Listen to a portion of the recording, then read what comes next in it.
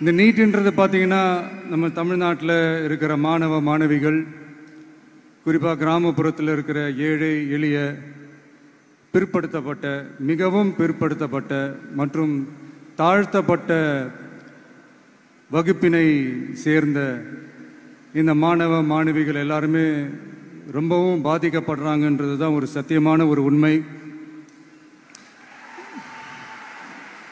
இந்த நீட்டை பற்றி ஒரு பிரச்சனையாக நான் பார்க்குறது என்னென்னா, ஒன்று இந்த நீட் இந்த மாநில உரிமைகளுக்கு எதிரானதாக இருக்குது. நீங்கள் 1975க்கு முன்னாலே பார்த்தீங்கன்னா இந்த கல்வி மாநில பட்டியலில் தான் இருந்துச்சு. உங்க எல்லாருக்குமே தெரிஞ்ச ஒரு விஷயந்தான். அதுக்கப்புறமா தான் அது ஒன்றிய அரசு வந்ததுக்கப்புறம் அது பொது பட்டியலில் அது சேர்த்தாங்க. எனக்கு தெரிஞ்சு அதுதான் ஒரு முதல் பிரச்சனையாக ஒன்று ஸ்டார்ட் ஆச்சு. ரெண்டாவது பார்த்தீங்கன்னா, ஒரே நாடு, ஒரே பாடத்திட்டங்கள், ஒரே தேர்வு. இது பேசிக்காகவே அந்த கல்வி கற்கும் அந்த நோக்கத்திற்கே ஒரு எதிரான ஒரு விஷயமா நான் அதை பார்க்குறேன். ஒவ்வொரு மாநிலத்துக்கு ஏற்ற மாதிரி அந்த பாடத்திட்டங்கள் இருக்கணும்.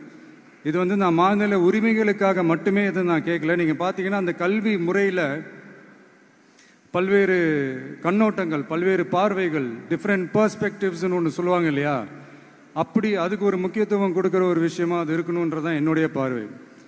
Diversity is a strength, it is not a weakness. பன்முகத்தன்மை அப்படிங்கிறது அது ஒரு பலமே தவிர பலவீனம்னு சொல்ல முடியாது. இதில் இன்னொரு முக்கியமான ஒரு விஷயம் என்னன்னா, மாநில மொழியில் படிச்சுட்டு ஸ்டேட் சிலபஸில் படிச்சுட்டு என்சிஇஆர்டி சிலபஸில் தேர்வு வச்சா அது எப்படிங்க? அதுவும் கிராமப்புறத்தில் இருக்கிற மாணவ மாணவிகள், அதுவும் அவங்களுடைய மருத்துவ படிப்புக்கு கொஞ்சம் யோசிச்சு பாருங்க, இது எவ்வளோ ஒரு கடினமான ஒரு விஷயம்னு. மூணாவது நான் பார்க்குற ஒரு பிரச்சனை என்னன்னா, இப்போ போன மே மாதம் 5ஆம் தேதி அந்த நீட் எக்ஸாம்லாம் நடந்துச்சு. அதில் சில குளறுபடிகள்லாம் நடந்ததா நம்ம நிறைய அந்த செய்திகள்லாம் பார்த்தோம், படித்தோம் இல்லையா. அதுக்கப்புறமே என்ன ஆயிடுச்சுன்னு பார்த்தீங்கன்னா, அந்த நீட் தேர்வுக்கு மேலே இருக்கிற அந்த நம்பகத்தன்மையை மக்கள் மத்தியில் சுத்தமாக போயிடுச்சு. இனிமேல் நாடு முழுக்க அந்த நீட் தேர்வே தேவையில்லை அப்படிங்கிறத இந்த செய்திகள் மூலிமா நாம் எல்லாருமே புரிஞ்சுக்கிட்ட ஒரு விஷயம்.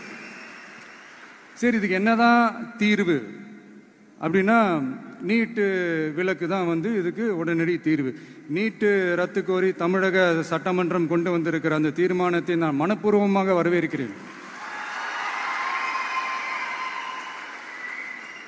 இதுக்கு அந்த ஒன்றிய அரசு அந்த கால தாமதம்லாம் எதுவும் செய்யாமல் தமிழ்நாட்டு மக்கள் அவங்களுடைய உணர்வுகளுக்கு மதிப்பு கொடுத்து இதை சீக்கிரமாகவே இதை சால்வ் பண்ணணும் அப்படின்றதான் இங்கே நான் கேட்டுக்கிறேன். சரி, ஓகே, இதுக்கு நிரந்தர தீர்வு தான் என்ன அப்படின்னா, அந்த கல்வி பொது பட்டியலேருந்து மாநில பட்டியலுக்கு கொண்டு வரணும். ஒருவேளை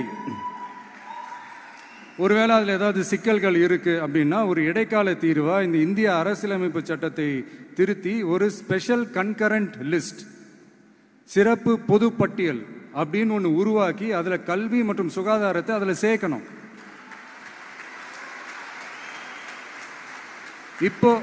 இப்போ இருக்கிற அந்த பொதுப்பட்டியல் என்ன ஒரு பிரச்சனை அப்படின்னா, நீங்கள் அந்த துறைகள்லாம் பார்த்தீங்கன்னா மாநில அரசுகளுக்கு என்னதான் அதில் அதிகாரம் இருந்தாலும் அது முழுக்க முழுக்க ஒன்றிய அரசினுடைய கட்டுப்பாட்டில் தான் இருக்குது. அதனால் மாநில அரசுகளுக்கு அந்த முழு சுதந்திரத்தை அது தரப்பட வேண்டும் அப்படின்றதான் இங்கே என்னுடைய தாழ்மையான ஒரு வேண்டுகோள். ஒன்றிய அரசு அவங்களுடைய கட்டுப்பாட்டில் இருக்கிற ஒரு சில இந்த மெடிக்கல் காலேஜஸ்லாம் இருக்குல்ல, எய்ம்ஸ், ஜிப்மர், பிஜிஐ, இந்த மாதிரி நிறுவனங்களுக்கு வேணால் அவங்க அந்த நீட் எக்ஸாம் நடத்தணும்னா நடத்திக்கலாம். பட் இங்கே அந்த பிரச்சனை என்னன்னா, இது என்னுடைய ஒரு சஜஷன் தாங்க. இது நடக்குமா? உடனே நடக்காதுன்னு எனக்கு தெரியும். அப்படியே நடந்தாலும் அதை நடக்க விட மாட்டாங்கன்னு எனக்கு தெரியும். ஸோ அதனால் இந்த சந்தர்ப்பத்தில் என்னுடைய சஜஷனை உங்ககிட்ட அதை நான் பகிர்ந்துக்கணும்னு ஆசைப்பட்டேன். இதுதான் என்னுடைய தனிப்பட்ட ஒரு கருத்து நீட்டை பற்றி. திமுக எடுத்த முடிவு நல்ல முடிவு என்பதை அனைவரும் இன்றைக்கு உணர ஆரம்பித்து விட்டார்கள். ஒரு காலத்தில் தமிழ்நாட்டில் மட்டும் திமுக மட்டும் பேசிக் கொண்டிருந்தது. இன்றைக்கி தமிழ்நாட்டில் இருக்கிற அனைத்து கட்சியும் பேச ஆரம்பித்து விட்டது.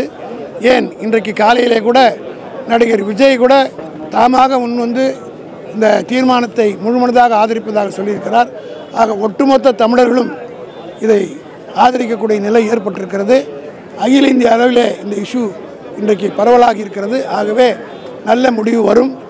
கடந்த முறையெல்லாம் வேறு, இப்போ பாராளுமன்றமே வேறு மாதிரி இருக்கிறது. நிச்சயமாக மாற்றங்கள் வரும். தமிழகத்தில் இருந்து வலுவான எதிர்ப்பு இப்போ நாடு முழுவதும் இருக்கு. இந்த வலுவான எதிர்ப்புனால மாற்றமான வாய்ப்பு இருக்காது. ஜனநாயகத்துக்கு மதிப்பளித்தால் வரணும், சர்வாதிகாரமாக நடந்தால் வராது. நடிகர் விஜய் வந்து மாநில உரிமைக்கு எதிரான சொல்லியிருக்கிறாரு. நான் தான் சொல்லிட்டேன்னு நன்றி சொல்லிட்டேன். திருப்பி அவரே எங்க கூப்பிடுறீங்க? ஒரு வாட்டி நன்றி சொன்னால் போதும், அவ்வளோதான்.